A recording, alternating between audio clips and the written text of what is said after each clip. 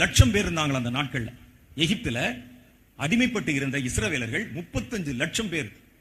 அந்த 35 லட்சம் பேரும் ஒரே நேரத்தில் எழுப்புதல் அடைந்து தாங்கள் பிடிபட்டிருந்த அடிமைத்தனத்திலிருந்து விடுவிக்கப்பட்டு வெளியே கொண்டு வரப்பட்டு கர்த்தரோடு சேர்க்கப்பட்டார்கள். அதான் முதல் எழுப்புதல். அந்த முதல் எழுப்புதல் எகிப்திலே நடைபெற்றது. அந்த சம்பவம் எல்லாம் உங்களுக்கு தெரியும். அதான் முதல் எழுப்புதல். அதுல ஒருவன் கூட மறுதலிக்கவில்லை. யாரும் நான் வரலப்பா நீங்க போங்க அப்படின்னு யாரும் சொல்லல. இஸ்ரவேலர்கள் எல்லாரும் புறப்பட்டார்கள். கோராகு, தாத்தான் என்ற பொல்லாத மனிதர்கள் இருந்தார்கள்.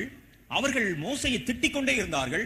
ஆனாலும் திட்டினாலும் அவன் சேர்ந்து புறப்பட்டு அவர்களும் அவர்களோட கூட சேர்ந்து தேவ பிள்ளைகளோட நடந்து வந்து வெளியே வந்து கர்த்தர் சொன்ன வார்த்தைகளை ஏற்றுக்கொண்டு இந்த பாதையில நடக்க ஆரம்பிச்சாங்க.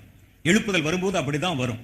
அவர்கள் அதுவரைக்கும் பிடிக்கப்பட்ட அடிமைத்தனத்திலிருந்து விடுவிக்கப்பட்டு தன்னை உண்டாக்கின தேவனோடு இணைக்கப்பட்டு தேவனை எப்படி ஆராதிக்கணும், கர்த்தரோடு எப்படி பேசணும், பழகணும்னு ஒரு தனி ஜாதியாக தனி தேசமாக மாற்றப்பட்டார்கள். முதல் எழுப்புதல்.